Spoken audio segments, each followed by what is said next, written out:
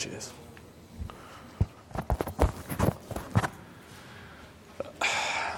Well, first of all, I'd like to thank the organisers for giving me the chance to talk about EBIC. So, yeah, I work at EBIC, which is the Electron Bioimaging Centre. We're based at Diamond Light Source, which is the UK's national synchrotron. It's based at the Harwell Research Campus, so you've got the main ring here, new building here, and ISIS, so we have a neutron source, the central laser facility. We have CCP4 and CCPM on site. We have protein production facilities, the research complex for visiting scientists, and we have NMR and various other things. Like most synchrotrons, we have kind of a large user base, and we, well, currently around 9,000 user visits per year, and around 100 companies, and we have 32 operational beamlines at the moment. So the EBIC was originally funded by a grant to Dave, Helen, and Kai and Gerd, who was the previous head of Diamond. And the idea behind EBIC was to allow free at the point of access to state-of-the-art microscopes, using peer-reviewed application process, and then the microscope should be running as beamlines do, so 24/7, supported by expert staff. Supposedly, I'm one of those. And we're meant to be running an intensive external user program. We now have a director, so Peijun Zhang from Pittsburgh. So she's got a lot of very nice in-house research that we're going to start doing. And we're also meant to kind of link together the community, particularly in the UK, but also around the world, with CCPM on site, the EMDB. We're also meant to do this with training courses. So we've run a course on advanced data collection. We've also ran our first course with freezing. So this involved people who not only, some of the people on the course had never even handled grids, never mind frozen stuff. So we're running another one of those in October. So 80% of the microscope time at EBIC will be allocated to external users. So we have three main modes of access. So we have the rapid access, which is not been so rapid, but hopefully we'll improve that as we go along. And this is a 48-hour allocation. So we put out calls every 3 months. They're peer-reviewed, and typically around 50% of the applications get through. And this is solely based on the amount of microscope time we have, not because the applications are not good. So yeah, and we're trying to improve the turnaround time on that. We've also started to move to the same model as the MX guys. So this is block allocation group, so bag access. This is where you have institutional access, generally between 5 and 15 PIs. So currently we have 7 bags running in this AP, but for the next allocation period, we're going to go up to 10 bags. And we do actually have some bags from continental Europe. So it's not just the UK that use the facility. We also have proprietary industrial access, and the acceptance criteria is based on scientific excellence. So we have a review board of 20 cryo-EM experts from the UK, which will look at all of the proposals, generally 3. Each proposal will be looked at by 3 reviewers. They'll be graded, and then based on the amount of time we have, we'll allocate the best scoring proposals. One of the important things for the moment is that we require evidence of good cryo-EM samples. So that's nice images, 2D classes. If you've got 3D, that's great. Yeah, and as already mentioned, it's free at the point of access for all academic users. So this has been prepaid for by the funders. And you not only get free microscope time, you get free travel and subsistence for the people in the UK. So we have a guest house and a nice user office that sort all of this out. So that's one of the other nice things about being based at Synchrotron, is all of the infrastructure that we have behind to make it easy for us to run a user program for external users. Also, if you're based in Europe, you can go through iNext as well, and they will. So the Microscope time will be free, but iNext will cover then your travel costs and subsistence while you're there. For international users, they have to obviously pay for their own travel. So initially, our building wasn't ready, so I think Dave and Helen and Kai decided it would be a good idea to stick the Microscope on the whole floor. So this is, I can't remember, is it I-11? I can't remember which beamline that is. But I don't think they were super happy to have the giant coffee machine right next to them, but in the end, it got put there. Unbelievably, it passed all of the site surveys apart from one of the axes for the GIF, but it's pretty amazing really when you actually stand there and how noisy it is. Having just gone round the new hutch that they've built for the Microscope here, yeah, I'd like to have worked in the hutch rather than on the whole floor. So this was installed I mean, the installation was really, really quick. So cryodata by then, acceptance, and then we had the first users the following Monday. I think it was, I can't remember who, I mean, this is Kasim, so I think it might have been John Walker's group. I can't remember now. But yeah, so this Microscope has been running pretty much flat out for 2 years now. It's been super well behaved and lots of really nice data. It currently has a Falcon 2, we have Quantum K2, we have faceplate. We're going to get the Falcon 3 on this machine at some point in the near future. So the building still wasn't ready, or was just about to be, so there was a bit of a do we, don't we? So in the end, they just found another location on the ring, put the second one there. This has got a Falcon 3, same configuration. Unfortunately, we've had not so much luck with this machine. So we've had various software issues, and then camera issues, and then even a flood. So that was nice. So there was it was spraying water, and there was about an inch of water on the floor on the Microscope. So that wasn't so good. So yeah, it's not, how should we say, generated as much data as we would have liked. So in the meantime, the other thing that happened was originally the grant was given for 2 cryoses. With the amount of demand that we were getting, it looked as if that wasn't going to be enough. So they went back to the funders, and fortunately, Wellcome Trust decided that they'd give us some more money. So it was, instead of having 2 cryoses, we went to 4 cryoses. But unfortunately, the new building, we built a room for 2 cryoses. So they handed the building over to us, and the first thing we did was knock all the walls down. So to fit 4 cryoses in a room that would only fit, I'll show that in a moment. But what I'm also meant to say is that we're sharing this building with I-14, which is a hard X-ray nanoprobe beamline. We also share the facility with EPSC, which are the kind of National Centre for Physical Sciences. They've got a couple of really beautiful jails. So Angus has, I think it's the first 300 grand arm in Europe. It's very, very nice. And this is a collaboration between Diamond, Oxford, and Johnson Matthey. Have a 200 arm with all of the detectors that you could possibly think of for doing physical science. So yeah. So this is the new facility. We have a humidity-controlled room for loading and freezing. This is our corridor. We have a bunch of accessory rooms for smaller microscopes. This is my colleague Alistair, who never misses the opportunity for a photo. So he is the face of EBIC. He's on pretty much all of the promotional material. So the idea was, so originally this had a wall here, and you had 1 slab for each microscope. So then the idea was, instead of doing that, we would put 2 microscopes on each slab. And yeah, so this was called the Cryos Farm, I think is what, I think Pejun particularly likes that one. So this is what it actually looks like. So we can see Cryos 3 in position closest to the window, Cryos 4, and this very important chap here, who is Alan from FEI, who's done all the installations on our microscopes and is super I mean, he turns around a Cryos very, very quickly. So he's a very good engineer.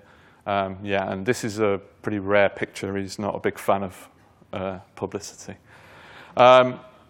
So these are the same specs as Cryos 1 and 2. So Falcon 3, Quantum K2 detectors.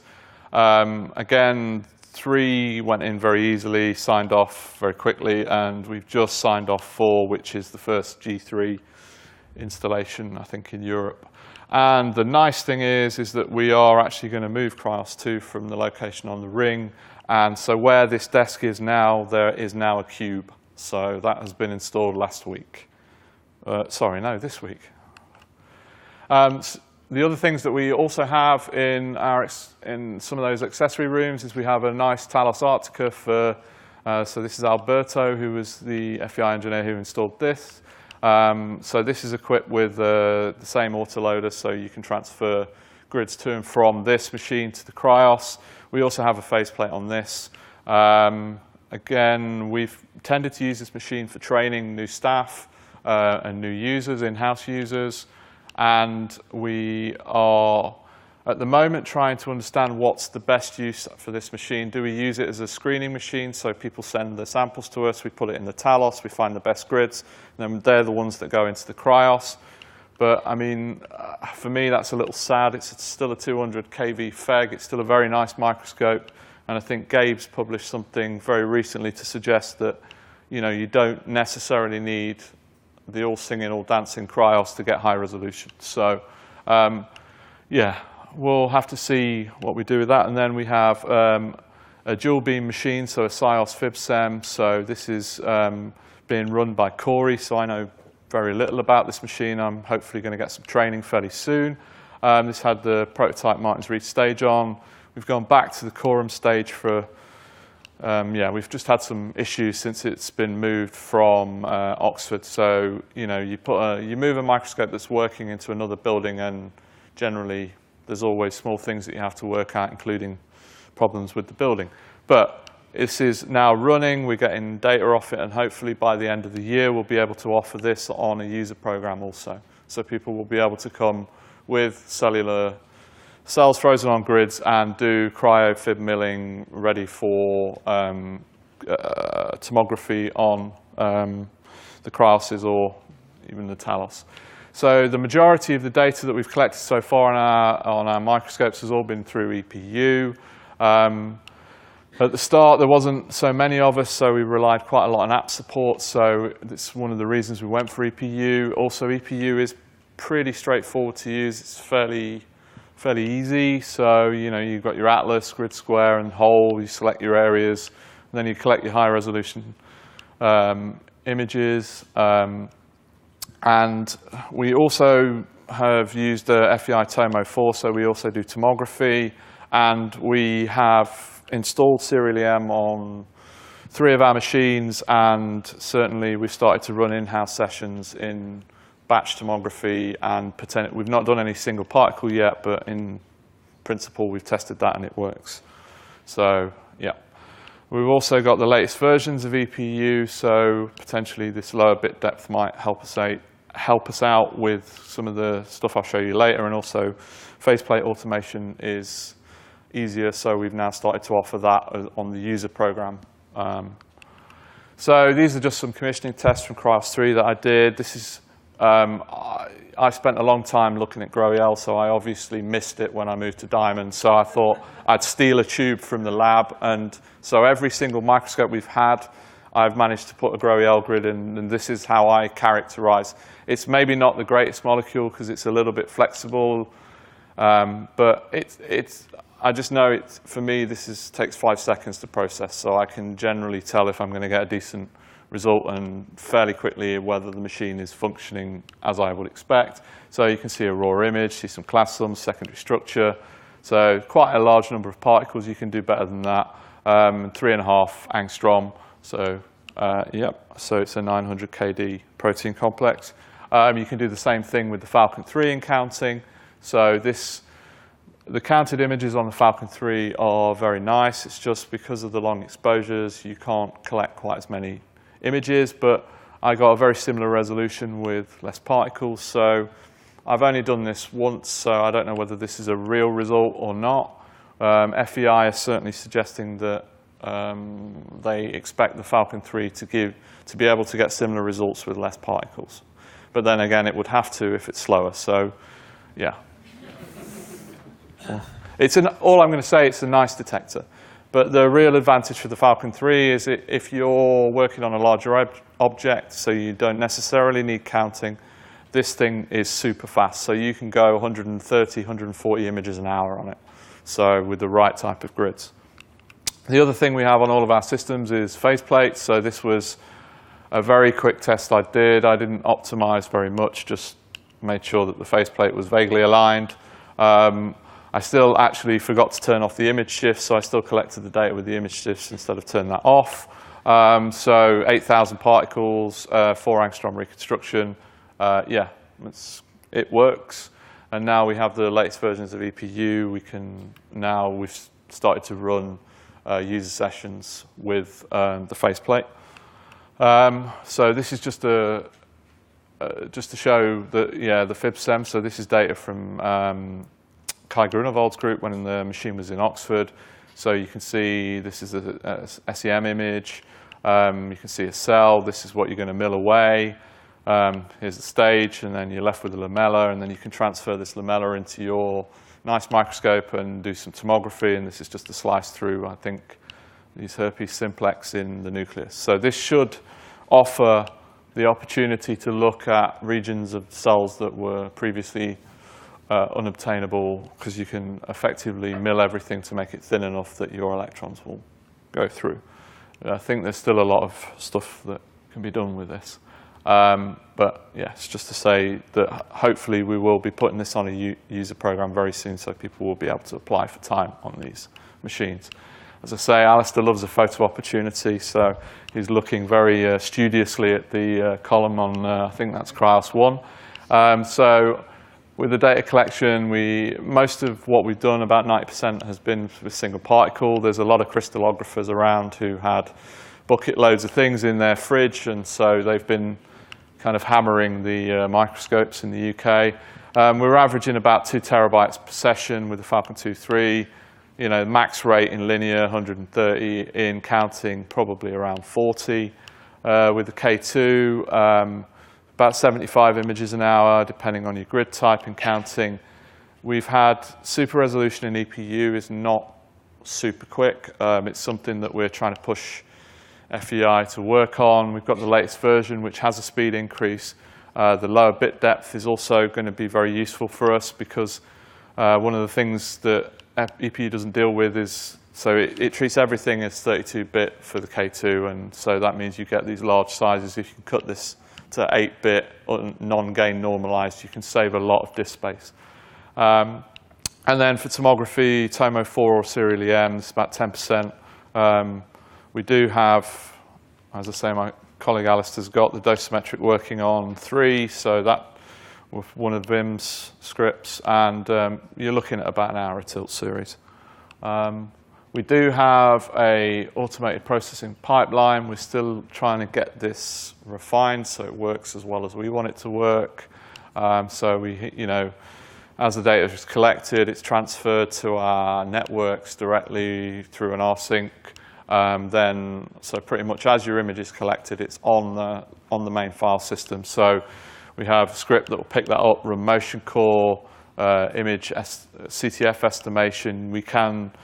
I think we're in the process of getting particle picking and 2D classification working, and this is all hopefully going to feed into iSpy-B. I know the guys from Scipion were at Diamond this week, and I think they're going to be working with the software group at Diamond to try and get this so everything can be looked at on a web browser rather than having to remote log into a Linux machine to see this. And we also have normally an automatic processing pipeline for tomography as well. So the user statistics, so from Cryos 1 and 2, we've had about 600 days, which is equivalent to nearly 1,800 shifts. So a shift is, as I learned when I went to the synchrotron, a shift is 8 hours, and it seems that that's the only denomination that synchrotron's working. So if it's shorter than that, it's called a short shift. So, as I found out with the MX guys. So, peer-reviewed is about 80% so far. We've had in-house use, commissioning, some industrial, and some training. The in-house has gone down a little bit, but recently, so that's 149 in proposals, 216 sessions allocated, including bags now. 86% of our users are from the UK. We do have 10% from the rest of Europe, pardon me, and we've also got some worldwide users. So I think Korea is the furthest somebody's come to use the microscope. There's various distributions here. This is an older one because it doesn't fit on with all the other groups that have come. So you can see that Cambridge, rather unsurprisingly, have got quite a large piece of the pie because it's based on scientific excellence. They have very nice microscopes already, so have very good proposals.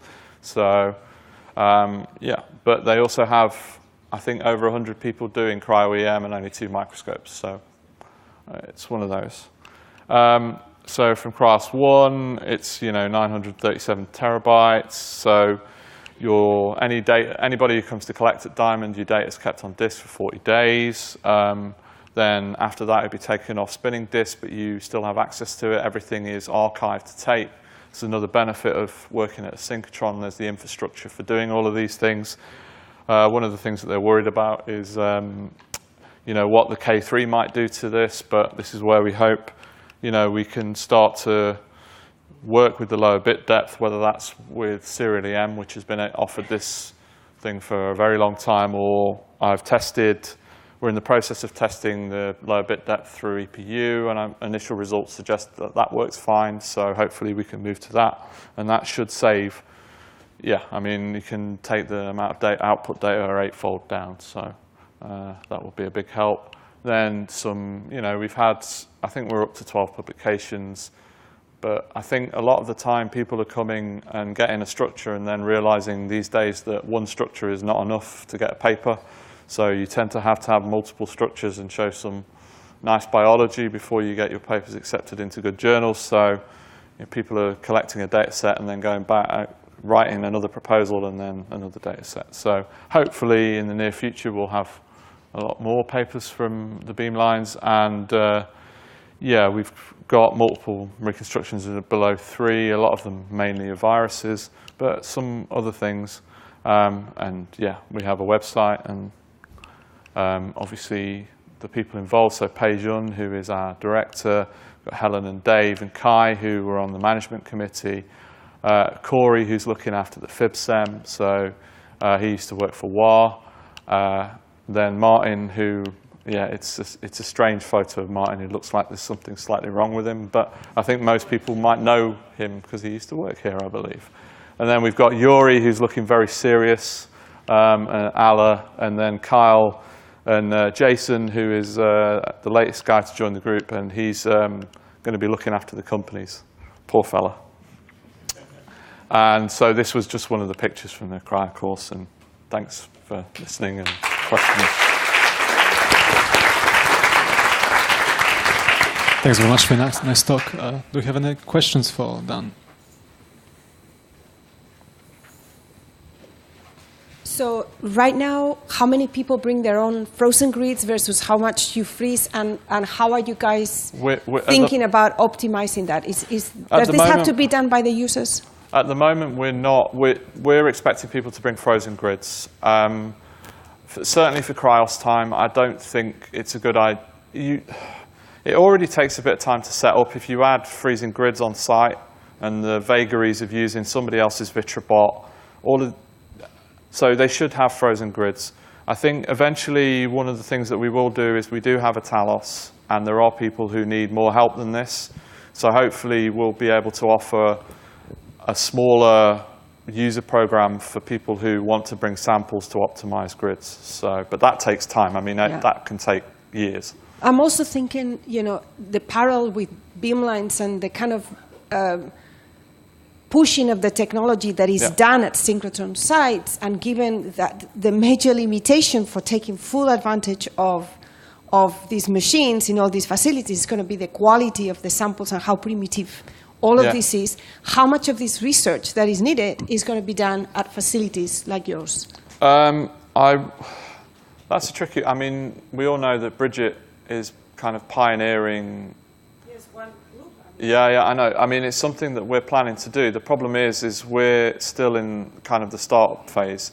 I mean, currently with the new microscope, we have 6 microscopes working, and there are 6 of us. So you can't do a lot other than just keep the microscopes running, especially when you have to manage the building, and there are various other things that you have to do. So, but it's certainly on our remit, and it's something that we want to do. And Pei-Jun is super keen to get that started at Diamond, because I mean, it is kind of, when you think about all of the fancy technology that we're using with the detectors and the scopes, the way that we freeze grids is prehistoric, right? I mean, it's the same.